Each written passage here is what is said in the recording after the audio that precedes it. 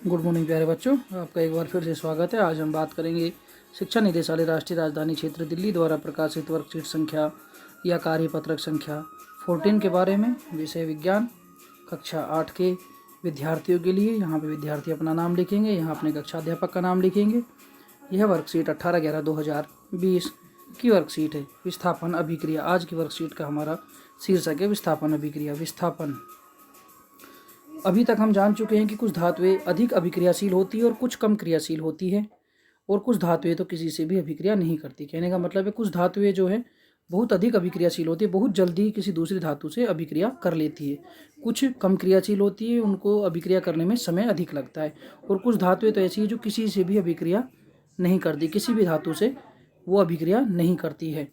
अब हम धातुओं की अभिक्रियाशीलता के बारे में विस्थापन अभिक्रिया की मदद से जानते हैं। आओ इसके लिए क्रियाकलाप करें। एक हम एक्सपेरिमेंट करते हैं इसके लिए। देखिए 100 ml के 5 बीकर ले। ये बीकर लिए गए, ये आपको दिखाए गए। ये 5 बीकर है, देखिए इन पे मार्क किया हुआ है ABCDE। ये बाद में, ये पहले। इधर जो बीकर ले रखे हैं ये पहले लिए हुए बीकर हैं। पहले हमने ये बीकर लिए हुए हैं पहले। ये ABCDE मार्क किया हुआ है इनमें। प्रत्येक बीकर में 50 ml जल लीजिए। ये जो बीकर है इसमें 50 ml जल लिया है। प्रत्येक बीकर में दर्शाए गए पदार्थों में से प्रत्येक 1 चम्मच डालकर घोलिए। इन बीकरों को बिना छेड़े कुछ समय तक रखा रहने दीजिए और अपने परीक्षण को नोट कीजिए। इनको कुछ समय तक आप ऐसे ही रखे रहने देंगे। उसके बाद आप अपनी कॉपी में लिखेंगे आपने क्या ऑब्जर्व किया। तो देखिए बीकर ए जो था उसमें 50 ml हमने पानी लिया उसमें, और उसमें हमने कॉपर सल्फेट CuSO4 प्लस एक जिंक का टुकड़ा Zn जिंक का टुकड़ा डाल दिया बीकर ए में। ये हम बात कर रहे हैं बीकर ए की। ये पहले ये ABCDE 5 बीकर है, इनमें 50 ml जल डाला हुआ है। बाद में हमने ए बीकर हमारा ये ए बीकर है, इसमें हमने ये ए बीकर था, इसमें हमने ये बाद की अभिक्रिया है। इस बीकर में, ये ए बीकर में हमने ये देखिए अब इसका जल था, इसमें copper sulphate CuSO4 plus zinc का टुकड़ा डाल दिया हमने। बी बीकर, इसका रंग देखिए आप, हल्का ब्लू कलर है इसका। ये डालने के बाद पहले जल था, जल जो है रंगीन होता है, उसका कोई कलर नहीं होता जल का, आप लोगों को पता है। तो इसका ये copper sulphate CuSO4 plus zinc का टुकड़ा डाला तो हमने इसका कलर ब्लू हो गया। अब हम देखते हैं इसके बाद, आप देखेंगे बीकर बी। ये जो बीकर बी है ये वाला, इसमें हमने कॉपर सल्फेट CuSO4 प्लस एक लोहे की कील डाल दी। लोहा मतलब आयरन, Fe, उसमें लोहे की कील डाल दी हमने। तीसरा जो बीकर सी है, बीकर सी आपका ये बीकर सी है, इसमें हमने जिंक सल्फेट ZnSO4 प्लस तांबे की छीलन, कॉपर का जो बुरादा होता है, घिसते हैं जब कॉपर को तो जो छीलन होती है उसकी, वो हमने इसमें डाल दी बीकर सी में। अब देखिए बीकर सी में डालने के बाद अब बीकर डी की बात करते हैं। तो बीकर डी जो है आपका, बीकर डी ये है आपका, इसमें हमने आयरन सल्फेट FeSO4 प्लस तांबे की छीलन डाल दी।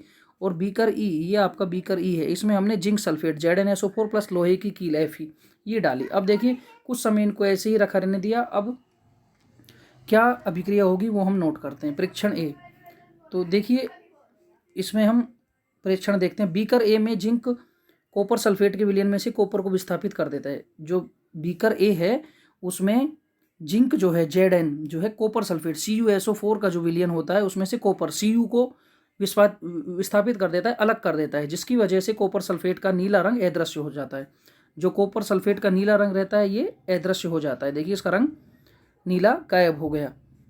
और बीकर के पेंदे पर कॉपर का भूरा पाउडर जमा हो जाता है। बीकर का जो पेंदा है, ये तल जिसे बॉटम जिसे हम कहते हैं, बीकर का पेंदा या बॉटम में भूरा पाउडर जमा हो गया, ये कॉपर है। भूरा पाउडर, इसे आप लाल रंग, हल्का लाल भी कह सकते हैं, रेड कलर होता है। बीकर ए में क्या हुआ देखिए। अब बीकर ए की जो अभिक्रिया है, कॉपर सल्फेट CuSO4 प्लस उसमें Zn जिंक डाला था हमने। अभिक्रिया क्या हुई, जिंक सल्फेट बन गया, ZnSO4 बन गया, जिंक सल्फेट बन गया और प्लस कॉपर अलग हो गया। CuSO4 से Cu अलग हो गया, SO4 जो है Zn के साथ हो गया, तो ये जिंक सल्फेट बन गया। बीकर बी में लोहे, आयरन ने कॉपर सल्फेट के विलयन में से कॉपर को विस्थापित कर दिया। जो बीकर बी है उसमें से लोहे ने, Fe ने कॉपर सल्फेट के विलयन में से कॉपर को विस्थापित कर दिया। Beaker B copper sulphate CuSO4 plus लोहा Fe, ये अभिक्रिया देख रहे हैं हम सूत्र द्वारा। तो इसमें FeSO4 अलग हो जाता है और कॉपर अलग हो जाता है। हमने देखा कि बीकर CDE में कोई अभिक्रिया नहीं हुई। इसका कारण क्या है? तो कोई अभिक्रिया नहीं हुई जिसकी वजह से उनमें कोई परिवर्तन नहीं हुआ। यहाँ पे एक नियम है कि केवल अधिक अभिक्रियाशील धातु कम अभिक्रियाशील धातु को उसके जलीय विलयन में से विस्थापित कर सकती है, लेकिन कम अभिक्रियाशील धातु अधिक अभिक्रियाशील धातु को विस्थापित नहीं कर सकती। तो देखिए Zn मतलब जिंक की अभिक्रियाशीलता अधिक है, Fe की उससे कम है, Fe मतलब आयरन। Cu कॉपर की अभिक्रियाशीलता Fe से भी कम है। तो सबसे अधिक अभिक्रियाशीलता Zn जिंक की, फिर Fe की, फिर कॉपर की। अब स्वयं को जांचिए। इस वर्कशीट से संबंधित कुछ प्रश्न है, 5 प्रश्न है। अब इन प्रश्नों को हम देखते हैं। पहला प्रश्न है आपका, कॉपर विलयन और कॉपर का रंग कैसा या क्या होता है? तो कॉपर, ये विलयन नहीं है, यहाँ विलयन लिखेंगे बच्चों।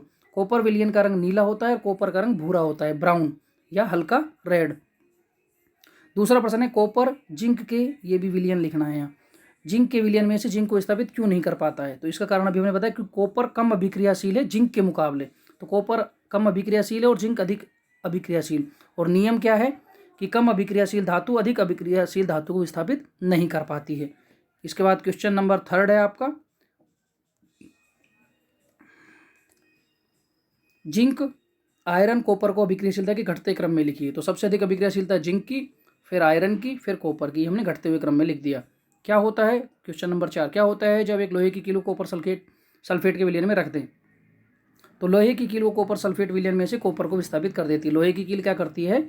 Fe कॉपर सल्फेट CuSO4 में से FeSO4 अलग हो जाता है और Cu अलग हो जाता है। तो लोहे की कील कॉपर सल्फेट के विलयन में से कॉपर को विस्थापित कर देती है। 5वां प्रश्न, अभिक्रिया को पूर्ण कीजिए। Zn जिंक प्लस ब्लैंक रिक्त स्थान, यहाँ पे बन गया zinc sulphate ZnSO4 plus copper Cu। तो अभिक्रिया को पूरा कैसे होगी? अभिक्रिया पूरा होगा zinc Zn plus copper sulphate CuSO4। अभिक्रिया होगी तो जिंक सल्फेट ZnSO4 अलग हो जाएगा प्लस कॉपर अलग विस्थापित हो जाएगा, यहाँ पे कॉपर Cu। तो प्यारे बच्चों, ये आपकी वर्कशीट नंबर 14 समाप्त होती है। मैं आशा करता हूँ सभी बच्चों की ये समझ में आई होगी। धन्यवाद बच्चों।